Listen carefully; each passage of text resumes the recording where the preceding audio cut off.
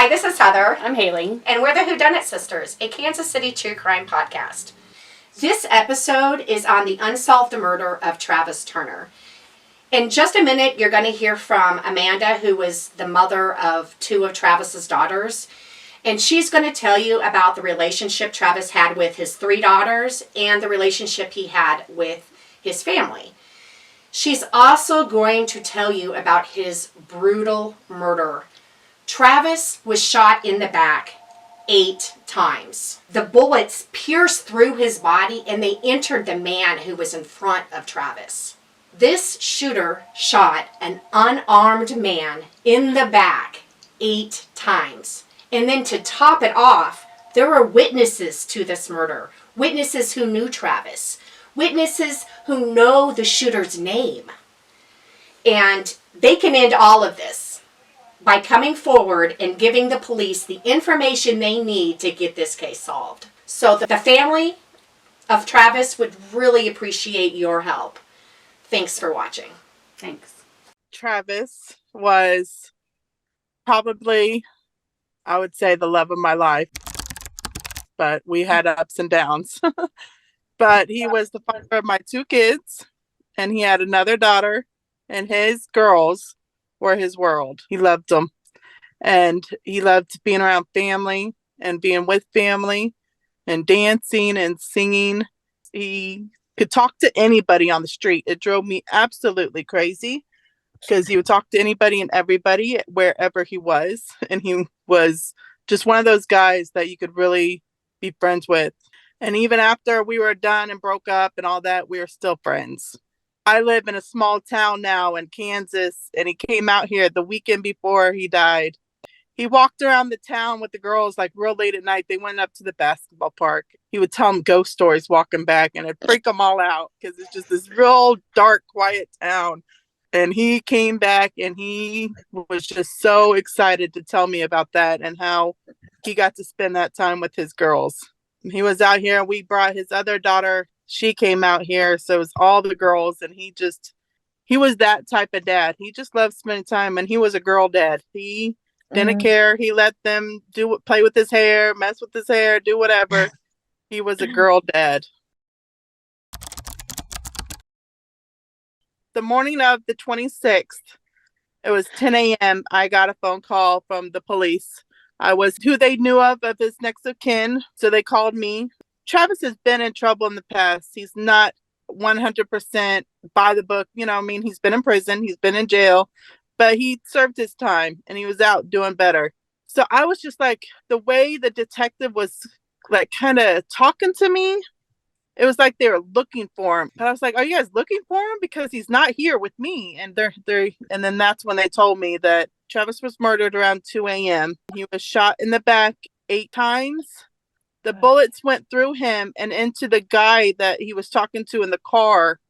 And that gentleman drove off and wrecked his car at the fire department. So it was like 2 investigations going at once. That gentleman has like disappeared, won't talk to the police, won't tell the police anything. I'm pretty sure he probably knows who did it because he's alive and Travis isn't. No one knows. He changed his phone number. They don't know how to get in contact with him. He has not cooperated. And this guy, he literally drove off from the scene and crashed his car because he was hit too and went to the hospital. Like, they know who he is. Yeah, they know exactly who he is. He didn't drive Did the guy far. call 911 before he left, or did he just drive away? No, drove away. Somebody else in the house called it in, said somebody was on the ground, not moving, lifeless. Travis died on the scene. He didn't even get taken to the hospital. He died right there. And then I've been hearing stories. We always hear stories. We were told that they were aiming at the guy in the car and Travis was just a bystander. We were told that he was mistaken identity. They thought he was somebody else. We just heard so many stories, but the truth. Do you know the other guy's name at all? Do you not want it out there? Mm-mm. You don't? He was from Warrensburg, Missouri. And Travis knew him from years. They grew up together kind of thing in Warrensburg, or hung out in Warrensburg, because that's where Travis grew up. But no, I don't even remember his name. I used to even have his phone number because Travis had called him from my phone one time, and I gave it to his aunt and his cousin. I was like, look, this is the dude that was in the car that got shot, and they tried calling it and it's been disconnected. And that was right after it happened, like days. It was disconnected. This guy was pretty much like kind of like family to Travis. Like he respected the crap out of him, you know, and he would always just call him up and, you know, was talking about the good old days. So it was just very, and you know, like I said, I don't care what you guys were doing in the middle of this situation. It's irrelevant. If you know something, you should say something. Yeah, the police have like not, we haven't heard from them. We haven't heard anything from the police. We have called, we've talked to several detectives there when it first happened, and it kept getting passed between detectives' desk. And I understand everybody gets busy, and to them, Travis is nobody, but to us, he was our world. You know, he was my girls' world.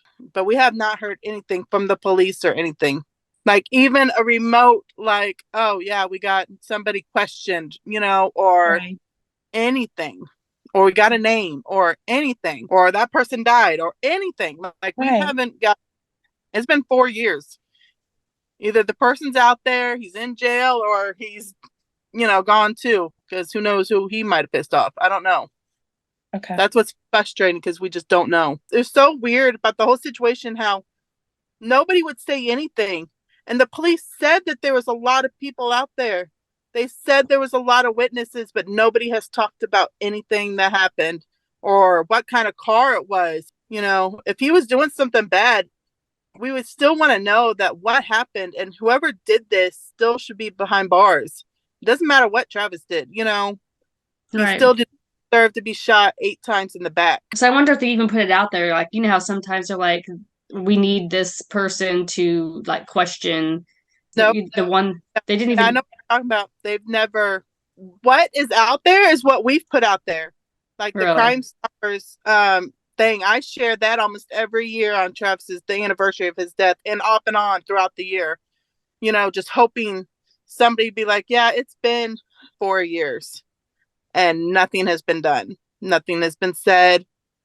So we always constantly try. I try to get out there. I share his picture a lot. His family does too. He has a huge family who just cherished the world out, Travis. He was one of those people that loved being around his family. And any family event, he was there. He was literally planning on going. The family reunion was the following weekend. And that's what his plan was, is he was going to the family reunion.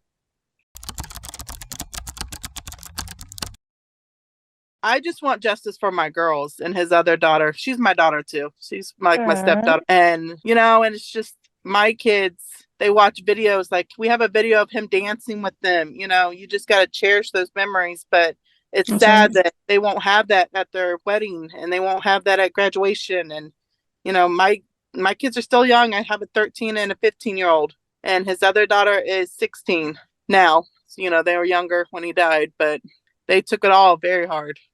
I just want my girls to know that someone's either come forward, you know, or something happened, you know, let them know, so they don't grow up just wondering anybody on the street in Kansas City might be the guy that killed my dad.